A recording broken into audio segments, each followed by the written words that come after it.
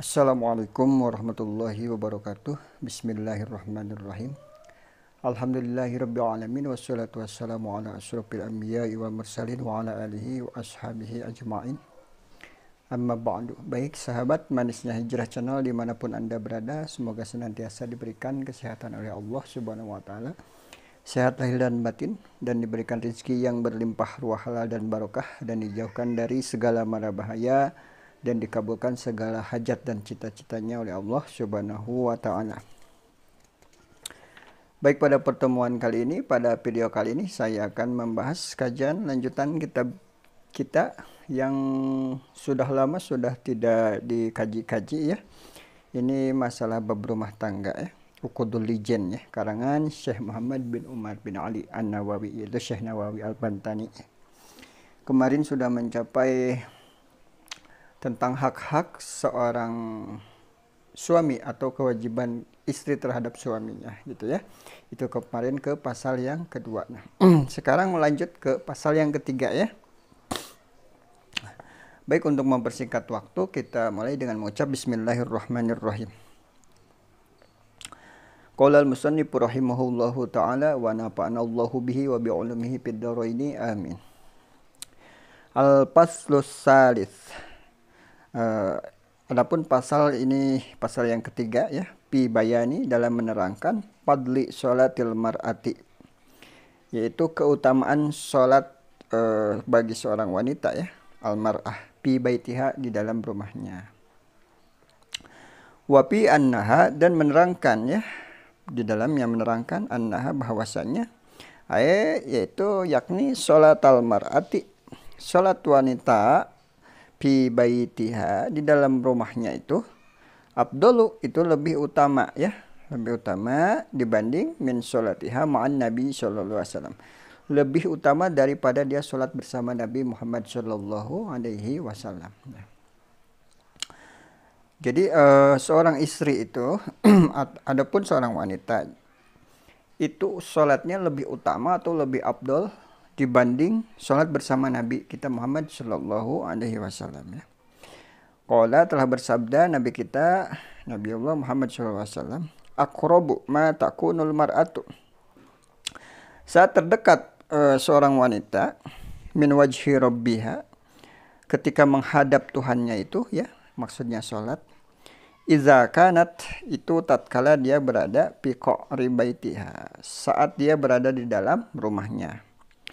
Wa inna sholataha, dan sesungguhnya sholat yang ia lakukan fi sohni dariha, dilakukan di teras rumahnya, itu afdolu, itu lebih utama min sholatiha fil masjid, daripada dia sholat di masjid gitu ya. Jadi wanita itu lebih afdal, lebih gede pahalanya, lebih bagus gitu ya, untuk sholat di rumah dibanding di masjid, bahkan dibanding dengan sholat bersama Kanjeng Nabi Muhammad Shallallahu Alaihi Wasallam. Meskipun wanita tersebut sholatnya munfarid atau sendiri gitu ya, nggak berjamaah. Nah itu ya, itu keunggulannya sangat luar biasa ya. Jadi keutamaan wanita adalah saat dekat dengan Tuhannya, yaitu dengan sholat. Ketika dekat dengan Tuhannya itu, yaitu di rumahnya ya, di rumahnya. Wasolataha, dan sholat fi baitiha, di dalam rumahnya, afdalu, itu lebih utama min sholatiha fi sohni dariha, daripada dia sholat di teras rumahnya ya. Jadi tadi kan dibanding di masjid, wanita itu lebih bagus sholat di teras rumahnya atau di luar gitu ya. Nah, sekarang sholat di dalam rumahnya itu lebih bagus dibanding di luar atau di teras rumahnya gitu ya, paham ya? Nah, wasolataha, dan sholatnya di kamar, fi mukhdi'iha, di kamar rumahnya, afdalu, itu lebih utama min sholatiha fi baitiha, lebih utama daripada dia sholat di dalam rumahnya. Nah, wal mukhdi'u, dan lapad al mukhdi ya, bidomil mimi, dengan domah mimnya, yaitu apa, baitun fi baitin, yaitu rumah di dalam rumah, wazalik, yaitu rumah di dalam rumah itu artinya kamar ya. Wadzalika lis satri ya, karena untuk menutupi diri, maksudnya untuk menutupi diri ya. Jadi itu saking abdol-abdolnya sholat wanita dibanding di masjid, lebih bagus di luar rumah. Dibanding di luar rumah lebih bagus di dalam rumah atau di ruang tamu atau di mana gitu ya, yang penting dalam rumah. Nah, di dalam rumah itu lebih di dalam kamar lebih bagus dibanding di dalam rumah. Itu rumah di dalam rumah yaitu kamar gitu ya. Jadi itu adalah salah satu upaya atau bahwa istri itu memang harus sholat di kamar itu lebih utama dibanding sholat dimanapun gitu ya. Karena wadzalika lisatri tadi jadi untuk menutup dirinya gitu ya, agar tidak terlihat oleh ghair mahram atau oleh ajnabi ya, oleh yang bukan mahramnya atau juga yang ajnabi gitu ya.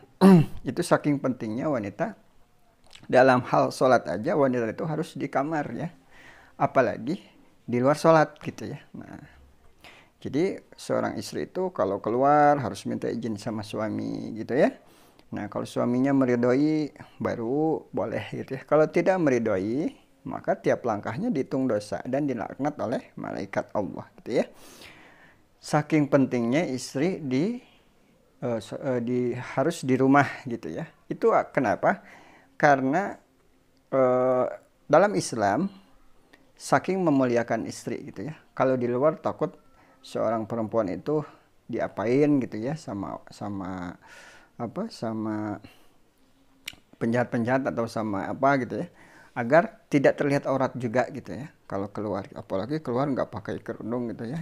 Itu nauzubillah min dzalik ya. Semoga keturunan kita semuanya tidak ada yang seperti itu gitu ya. Nah, itu saking pentingnya menutup diri dan menutup aurat gitu ya. Dan sholat juga itu harus di rumah. Baik, dilanjut ke pasal yang keempat. Al-Faslur Rabi'u, yaitu pasal yang keempat, fi bayani hurmati nazrir rajuli, dalam menerangkan larangan ya, hormati nazrir rajuli, larangan bagi laki-laki melihat ya, ilan nisa'i, kepada perempuan, al ajnabiyati, yang lain, maksudnya perempuan yang bukan mahram gitu ya. Wal aksi, dan begitu juga sebaliknya ya. Ayat yakni nazrihinna ilaihi bima, yakni melihatnya wanita melihat laki-laki ya, bima yahrumu, maka sesuatu atau bagian tubuh diharamkan ru'yatuhu ala rajuli ya, yang haram melihatnya atas laki-laki gitu ya. Nah, yahrumu ru'yatuhu alal mar'ati. Nah, dan juga diharamkan juga wanita atas laki-laki atas wanita gitu ya. Nah, jadi ini larangan yang keempat ini menerangkan bahwa larangan seorang laki-laki yang melihat wanita yang bukan muhrimnya gitu ya, sekujur tubuhnya aurat gitu ya. Nah, dan begitu pun juga sebaliknya, wanita yang nggak boleh melihat laki-laki yang bukan muhrimnya gitu ya, dari antara pusar sampai dengkul gitu ya, itu auratnya gitu ya kalau laki-laki gitu ya.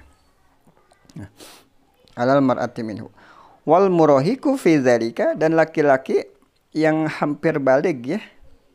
Nah, karrajuli wal murahiku fi dzalika karrajuli fayalzamu waliyuhu, maka wajib bagi walinya atau orang tuanya man'ahu minan nazri ilal ajnabiyati gitu ya, untuk mencegahnya dari minan nazri, dari apa, pandangan ilal ajnabiyati, dari perempuan yang lain atau yang bukan mahramnya. Nah, begitu juga laki-laki yang mau balik, misalkan umur 15 tahun atau 14 tahun setengah gitu ya, mau balik bentar lagi gitu ya, maka wajib bagi orang tuanya untuk menasihati atau mencegah anaknya tersebut yang mau balik itu jangan melihat aurat perempuan gitu ya, apalagi melihat video porno seperti itu ya. Nah gitu, maka wajib bagi orang tuanya gitu ya. Wayalzamuhu, dan wajib, wayalzamuha, dan wajib ya bagi wanita ya hak ini ya. Al ihtijabu untuk menutup dirinya minhu dari laki-laki dari pandangan laki-laki yang bukan mahramnya ya. Wakal mar'ati fi dzalika al amradu ya. Wakal mar'ati fi dzalika al amradu. Dan orang yang dihukumi sama dengan wanita dalam hal tersebut adalah laki-laki yang berparas tampannya al-waji kadza fin nihayati. Nah, jadi si wanita juga nggak boleh melihat laki-laki yang hampir balik itu atau yang balik dihukumi sama juga gitu ya. Nah, gitu ya. Itu tapi di sini digarisbawahi ya, kalau dalam ini paling auratnya ya dari dangkal sampai lutut gitu ya. Kadza fin nihayat Syekh Muhammad Ibn al-Misri ya. Demikian menurut kitab An-Nihayah karangan Syekh Muhammad al-Misri gitu ya. Wa fi ma waqa'a fihi, dan penjelasan mengenai ma waqa'a yang itu menerangkan dalil-dalil ya, dari dalilnya ain nadri tentang hukum melihat itu minaz zajri berupa larangan ay al-mana'i minal kitabi wal hadis, yaitu larangan dari Al-Qur'an maupun hadis-hadis Rasul gitu ya. Nah, jadi larangan untuk melihat aurat atau melihat sesuatu yang bukan muhrimnya gitu ya. Itu memang berdasarkan dari Al-Qur'an dan hadis Rasul gitu ya. Wa yahrumu, dan haram ya ala rajuli bagi laki-laki walau mahbuban ya. Walau majbuban. Walaupun itunya zakarnya atau penisnya itu telah dipotong ya. Wa khosyan, atau telah dikebiri gitu ya. Wa aninan, atau impoten ya. Wa mukhannatsan atau banci ya. Wahimma nazruhu ila ajnabiyati mustahadatin gitu ya. Dan yang sudah tua renta melihat kepada wanita lain yang bukan mahramnya ya. Ila ajnabiyah, ajnabi ya. Jadi wanita yang bukan mahram. Mustahadatin, yang menggairahkan atau yang sudah dewasa gitu.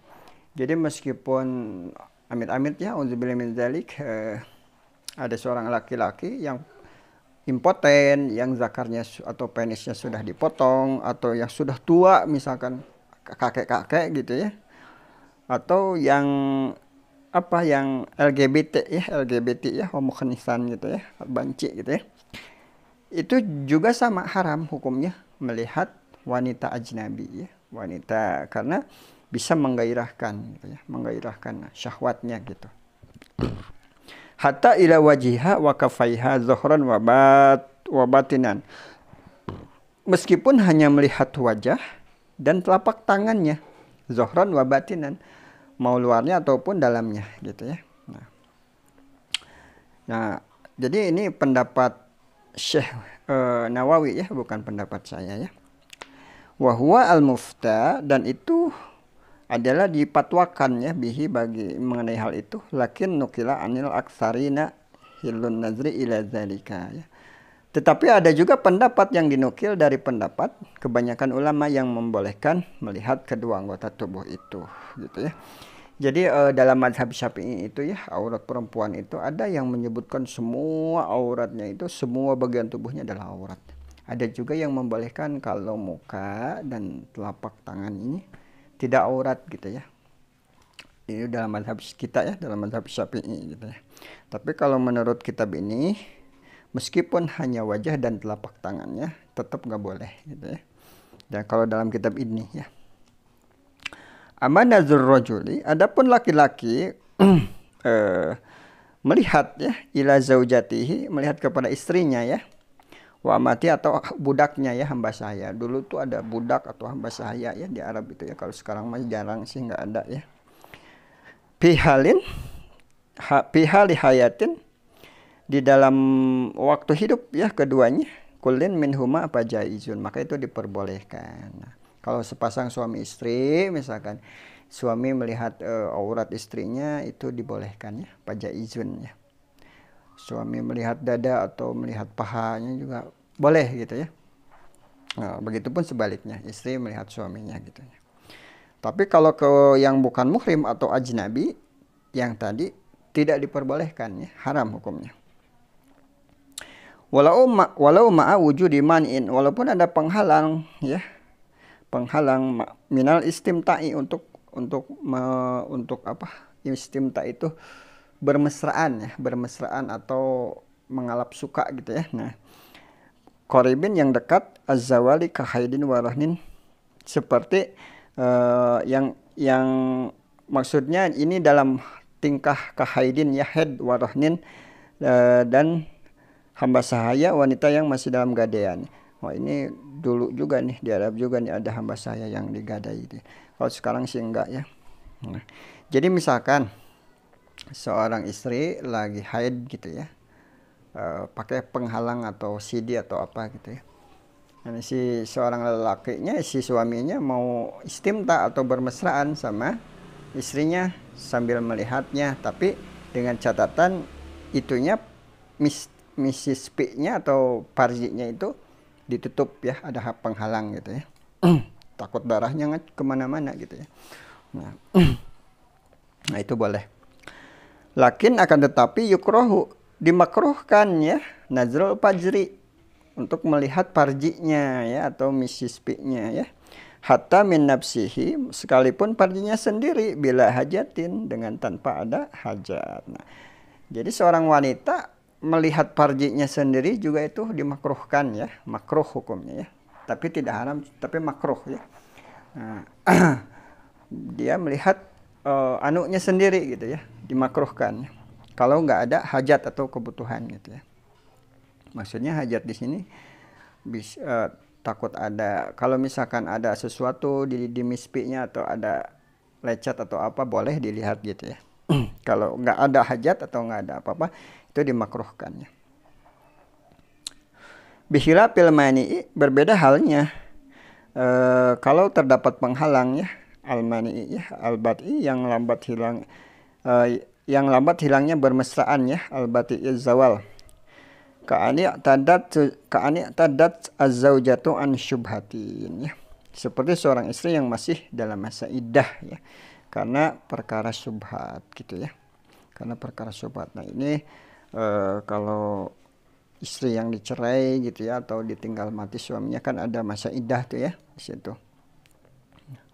Pak yahrumu, maka diharamkan an-nazru, untuk melihat sesuatu, ila ma baina suratiha, di antara dengkul apa, di antara pusar ya, pusar, warukbatiha, dan dengkulnya atau lutut, duna goirihi, apa, melihat pusar wanita dan lututnya, duna goirihi kal maharami, tidak haram selain bagian tubuh tersebut, wal amati al muzawajati ya, seperti keharaman yang sama terhadap mahramnya dan hamba sahaya yang telah berkeluarga gitu ya.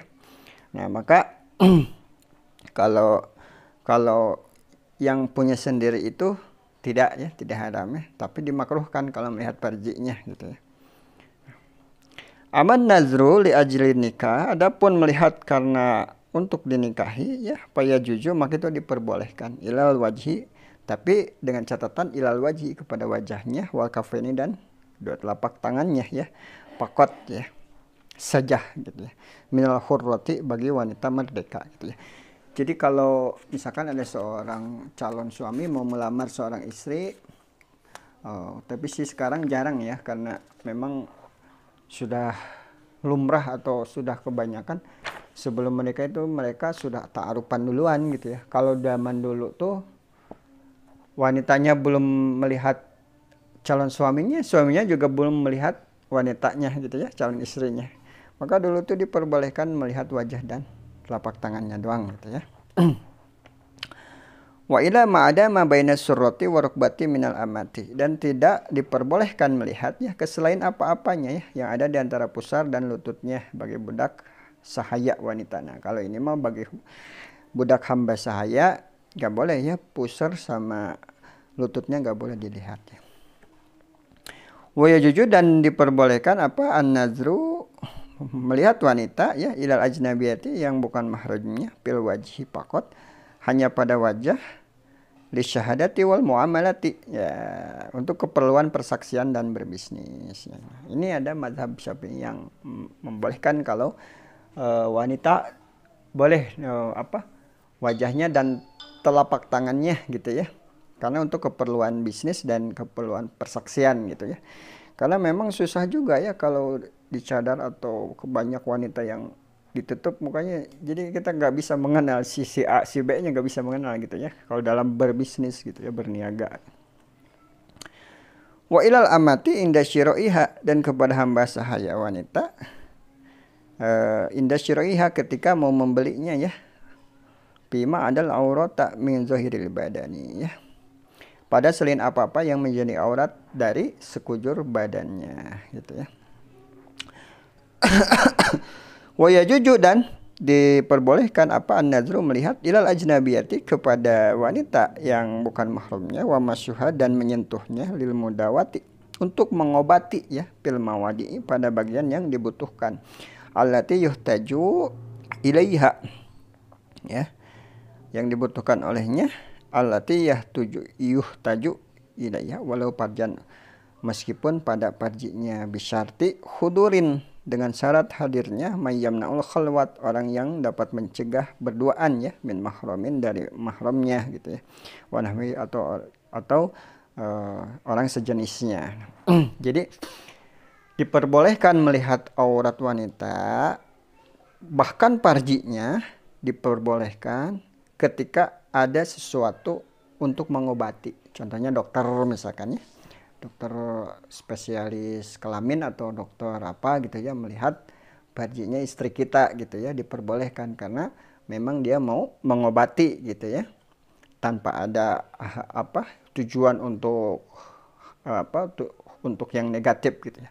Tapi dengan satu syarat, bisyarti khuduri mayyamnaul khalwah ya. Jadi harus ditemanin dengan yang mahramnya, mau suaminya atau ibunya atau siapalah gitu ya. Jadi jangan berduaan gitu ya, harus bertiga ya gitu ya, karena kalau yang berduaan yang ketiganya setan gitu ya. Wa bisyarti faqad jinsin mu'alijin, dengan syarat tidak ada lagi orang yang sejenisnya yang dapat mengobati. Tapi itu memang harus ditelaah dulu, maksudnya tidak seorang pun yang bisa mengobati dia gitu ya. Kalau misalkan ada dokternya, misalkan dokter kelaminnya perempuan, ya jangan dulu ke dokter kelamin yang laki-laki, ke dokter kelamin perempuan dulu. Kecuali di suatu kota tersebut tidak ada dokter kelamin perempuan gitu ya, maka boleh diperbolehkan ke dokter kelamin laki-laki gitu ya. Tapi dengan catatan satu syarat, ditemani dengan mahramnya ya gitu. Wa yajuju, dan diperbolehkan apa, an-nazru melihat wanita ya, ilaiha idon, untuk mengajarkan masalah wajib saja, li ta'limil wajib ya, li ta'limil wajib ya, untuk menjelaskan masalah wajib saja alaiha, kama qalahu Subki wa ghairuhu, seperti pendapat Imam Subki dan selainnya ya. Wazalika inda faqad, dan yang demikian itu inda faqad mayu'allimuha ya, tidak ada wanita yang bisa mengajarkannya ya, minal maharim dari selain wanita tersebut ya, wanisain kiasan, dan dikiaskan dengan wanita dibolehkannya, alal mudawati, untuk dalam hal pengobatan ya, wa inda ta'assuril taklim, dan ketika kesulitan mengajarkannya di balik tabir ya, miwaroi hijab, di balik tabir. Nah, contohnya begini, ada seorang dokter yang tadi sudah dijelaskan ya, mau mengobati parjinya atau kelamin wanitanya, itu diperbolehkan dengan catatan harus didampingi oleh mahramnya. Nah, ini pun juga ada seorang ustadz, misalkan kiai atau guru ngaji, yang mau mengajarkan tentang ilmu kepatuhan, ilmu fikih gitu ya, yang memang harus dipraktekkan seperti gerakan sholat atau apa gitu ya, itu boleh ya, langsung diperlihatkan langsung di depan wanita atau di depan umum wanita gitu ya, meskipun tidak ada hijab ya. Kecuali kalau perkara sunnah misalkan, itu kalau mau ceramah harus dihijab ya, kalau laki-laki ataupun perempuan juga sama. Perempuan yang ceramahnya dihijab, itunya apa, tempat hijabnya, tempat ceramahnya gitu ya. kalau menerangkan yang sunnah-sunnah. Tapi kalau menerangkan yang wajib-wajib dan memang harus diperagakan, dipraktekkan, boleh ya diperlihatkan. Betul.